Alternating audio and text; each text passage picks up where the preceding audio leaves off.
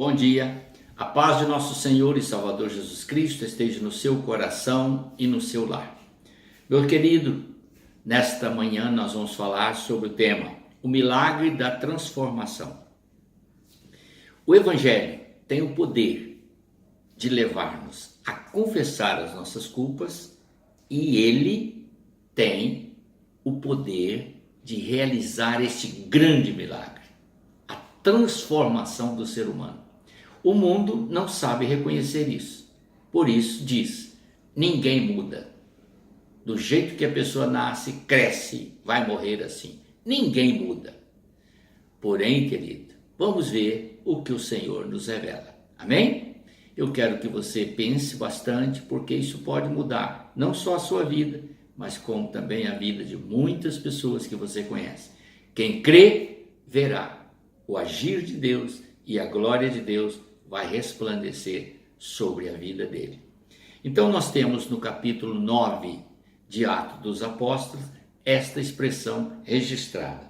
Saulo, porém, ainda respirando ameaças e morte contra os discípulos do Senhor, dirigiu-se ao sumo sacerdote e pediu-lhe cartas para as sinagogas de Damasco, a fim de que, caso encontrasse alguns que estavam seguindo a Jesus, tanto homens como mulher, os conduzisse preso a Jerusalém.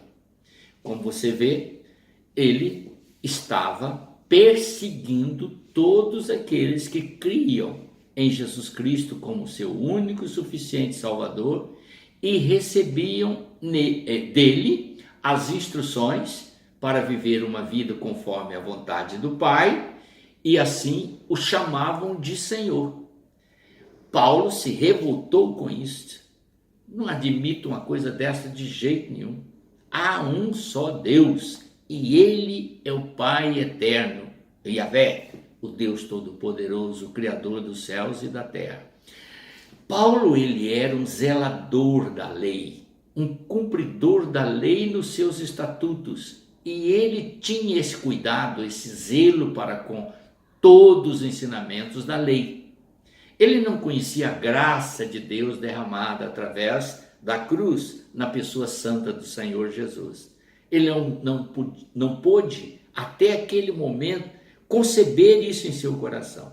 Então, o ódio que ele nutria naquele momento pelos cristãos era muito grande. E ele partiu em busca de todos aqueles que andavam pelo caminho. Por que ele usou o termo caminho? Porque Jesus diz, eu sou o caminho, a verdade e a vida. Ninguém vai ao Pai a não ser por mim. E assim os discípulos pregavam, que Jesus era o único caminho que levava ao céu. Então, ele foi atrás das pessoas que seguiam o caminho que é Jesus.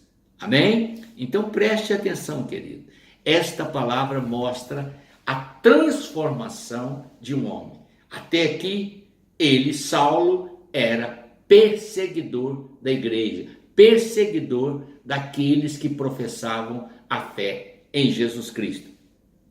Nós vamos entender isso perfeitamente bem, porque quando Jesus ainda estava aqui na terra, no seu ministério, em João 3:3, nós temos o encontro de Jesus com Nicodemos, quando o Senhor Jesus disse a Nicodemos que é necessário o homem nascer de novo. Quem não nascer de novo da água e do Espírito não pode entrar no reino de Deus. Paulo não ouviu Jesus falar isso com Nicodemos, que também era um doutor da lei. Então ele não sabia disso. E quando ele procede dessa forma, ele estava achando que estava fazendo um trabalho para Deus. Posteriormente, Paulo vai encontrar com Jesus no caminho de Damasco e Jesus vai fazê-lo reconhecer como Senhor e Salvador. Paulo, quando cai no chão e tem o seu rosto no pó e levanta cego, e ele pergunta, quem és tu, Senhor? Observe o termo, quem és tu, Senhor? E Jesus lhe diz, eu sou aquele que você luta para destruir. Cuidado, Paulo, você não pode enfrentar os meus aguilhões. Querido, é muito complicado para um homem desafiar o poder de Deus, principalmente quando alguém está na mira de Deus.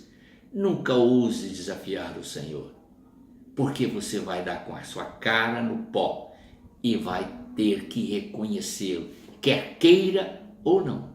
Não tem como você evitar isso. O Senhor Jesus declarou em sua palavra, e nós temos que estar atentos a isso, que todo joelho vai se dobrar perante Ele, todo joelho, no céu, na terra e até mesmo aqueles que estão mortos debaixo da terra.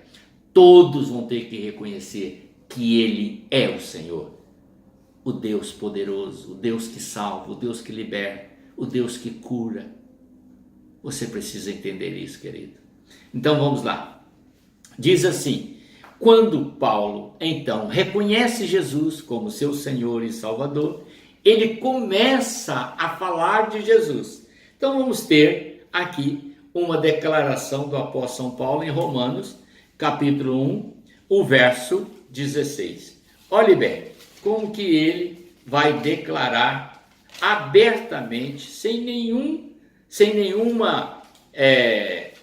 constrangimento. Vamos dizer aqui: porque não me envergonho do evangelho, pois é o poder de Deus para a salvação de todo aquele que crê, primeiro do judeu e também do grego.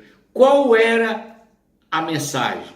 As boas novas, que Jesus veio do céu para dar a vida eterna. Isso é o evangelho, que veio para dar a vida eterna. O mesmo Paulo que estava perseguindo os que confessavam Jesus como Senhor e Salvador, agora ele está afirmando: eu não me envergonho do evangelho, mas tenho orgulho de pregar esse evangelho. No capítulo 12 do livro de Romanos, o verso 2, ele diz assim: eu não vos amoldeis ao esquema deste mundo, mas sede transformado pela renovação da vossa mente, para que experimenteis qual seja a boa, agradável e perfeita vontade de Deus. Porque pela graça que me foi dada, digo a cada um de vós, que não pense de si mesmo mais do que convém, mas que pense de si com equilíbrio, conforme a medida da fé que Deus repartiu a cada um. Agora ele está mostrando o que o Senhor fez na vida dele. E ele vai completar dizendo no verso 14, preste atenção: abençoai os que vos perseguem, abençoai e não amaldiçoeis. Não era isso que ele fazia. Ele não só amaldiçoava, como perseguia e matava aqueles que serviam a Cristo. Agora ele está transformado pelo poder de Deus, pela misericórdia de Deus operada através de Cristo. E ele diz: alegrai-vos com os que se alegram, chorai com os que choram.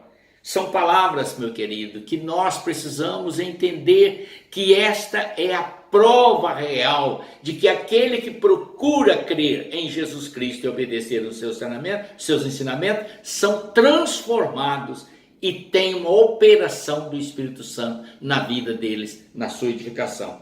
Sede, portanto, cumpridores desses deveres. Queridos, Romanos é um livro abençoado, que nos traz uma exposição clara desse relacionamento do apóstolo São Paulo com o Senhor Jesus.